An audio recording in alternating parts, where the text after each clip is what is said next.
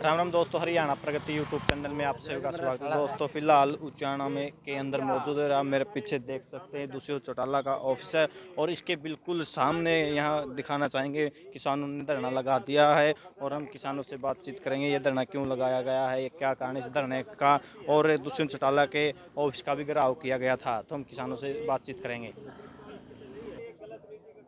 तो हमारे साथ किसान नेता आजाद पहलवा जी हैं, तो उनसे बातचीत करेंगे। नमस्कार जी। नमस्कार जी।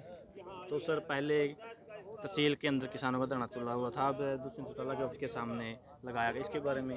देखो, तहसील के अंदर तो धरना अब भी चला हुआ है, वो 10 महीने से चला हुआ है। वहाँ पर हमारी जो इलाके की मांगे हैं उनको लेकर बैठे हैं, तो तो वो यहाँ धरना तो अभी चला हुआ है। ये तो पूरे हरियाणा संयुक्त किसान मोर्चा ने फैसला लिया था, और जो पूरे हरियाणा लेवल की मांगे थी, मांग भी क्या थी कि खराब फसलों का मुआवजा सरकार देने का काम करे, और जो बीमा क्लेम की राशि कंपनियों में अटकी हुई है उसको सरकार जल्दी दिलाने का काम करे।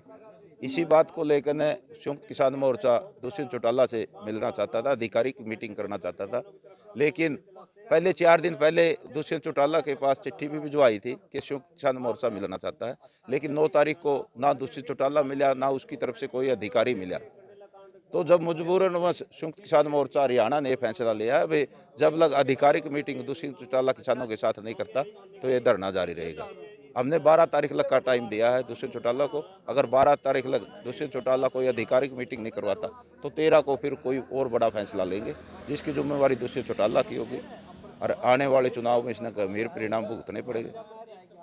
क्या क्या मांगे थी सर आपकी? तो मांगे तो फसल खराबा है, जो पीछे बाढ़ भी आई थी, पशु भी मर गए थे, फसल भी खराब हो गई थी, उसकी स्पेशल गिरदावरी करवा कर ने वो नुकसान की भरपाई सरकार कराने का काम करे। जो पेंडिंग मुआवजे है पिछले, वो देने का काम करे, और बीमा क्लेम की राशि जो किसानों की अटकी हुई है बीमा कंपनियों में वो दिलाने का काम करे, क्योंकि बीमा कंपनियों से सरकार ने पैसे ले लिए और बीमा कंपनी किसानों को बीमा राशि देना नहीं चाहती। सीएचसी सेंटरों से भी जो बीमा करवाए थे वो भी वापस भेज दिए उन्होंने, तो आनाकानी कर रही है।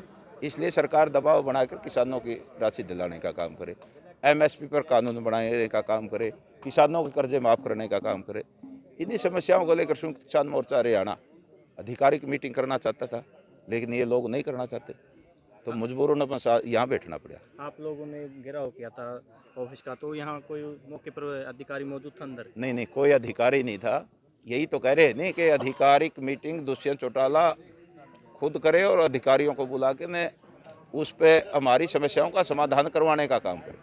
लेकिन एक तहसीलदार आया था, तहसीलदार का इतना ब्योत नहीं था कि वो दुष्यंत चौटाला से बात कर ले, उसके पीएसीए से बात करें, उन्होंने संतोषजनक जवाब नहीं दिया। उन्होंने कहा कि दुष्यंत चौटाला 11 तारीख को आएगा विदेश से, और आने के बाद वो टाइम देगा या ना देगा। इसलिए हमने ये मजबूरन संयुक्त किसान मोर्चा ने धरना लगाना पड़ा। एक और सर, कल जब यहाँ पे टेंट लगाने लगे थे तो मतलब प्रशासन की तरफ से भी कोई बात आई थी? बिल्कुल, प्रशासन ने वो जो हमने लेबर भेजी थी टेंट लगाने के लिए, वो लेबर को यहाँ बिठा लिया था, और उसको हमने आके उनको छुटवाया और अपने आप टेंट लगवाया। हमने धमकी दी, अगर बाहर टेंट नहीं लगाने दोगे तो अंदर टेंट लगेगा। जब जाके प्रशासन अपनी हरकतों से बाज आया और हमने अपना टेंट लगा दिया। और कल परमिशन दे दी? किस चीज़ की परमिशन? वो बोल रहे थे धरना लगाने की परमिशन। धरना की लगाने की प्रजातंत्र के अंदर अधिकार है, कानून में अधिकार मिल रहा है भाई। कानून ने हमारे को अधिकार दे रखा, किसी को भी प्रजातंत्र, देश के अंदर प्रजातंत्र है और प्रजा के अंदर प्रजा को अधिकार है अपनी आवाज़ उठाने का। उसके तहत हमने धरना लगाया। धरना प्रदर्शन हम शांति से कर रहे हैं, इसमें परमिशन की जरूरत नहीं होती। ये तो प्रशासन की ये गुंडागर्दी है। ये सारा काम दुष्यंत चौटाला के इशारे पे होया है। दुष्यंत चौटाला नहीं चाहता था कि यहाँ पर कोई धरना लगे, और जो राजस्थान में इलेक्शन है, राजस्थान के लोगों को बेरा पड़े। पीछे भी इस प्रकार की बदमाशी दुष्यंत चौटाला ने करी थी। क्षेत्र की महिलाओं को जब वो ज्ञापन देने के लिए गई, ड्रेन निकासी का उनका मामला था कि बाढ़ का पानी भर जाता है, तो वो थाने में बिठा लिया 6 घंटे। जब हमें पता चला, हमारे धरने को पता चला, हमने जाके उनको छुटवाने का काम किया। ये गुंडागर्दी, तानाशाही दुष्यंत चौटाला को पहला काम नहीं है उसका, पहले भी कई बार लोगों के साथ कर चुके हैं। नमस्कार जी। नमस्कार जी। तो क्या कुछ कहना चाहोगे? सरकार आप लोगों की मांग नहीं मान रही है, उसके बावजूद भी आप कड़ी मेहनत करे हो लगातार से, और यहाँ दुष्यंत चौटाला के ऑफिस के आगे धरना लगा दिया। देखो, किसान केवल आज की बात नहीं, तो 3 साल से लगातार संघर्ष रहता है, क्योंकि किसानों की फसल एमएसपी पे नहीं बिक रही है, किसानों को बिजली टाइम पे नहीं मिल रही है, खाद टाइम पे नहीं मिलता, फसल नहीं बिकती, तो किसान आखिर में कहाँ जाए। उसकी मेहनत की कमाई कौड़ियों के भाव बिकती है। अनाज मंडी में सरेआम 30 रुपए की प्रति क्विंटल की कटौती होती है, तो क्या करेगा किसान? तो धरना ही लगाएगा, इससे सिवाय तो और कुछ नहीं कर सकता।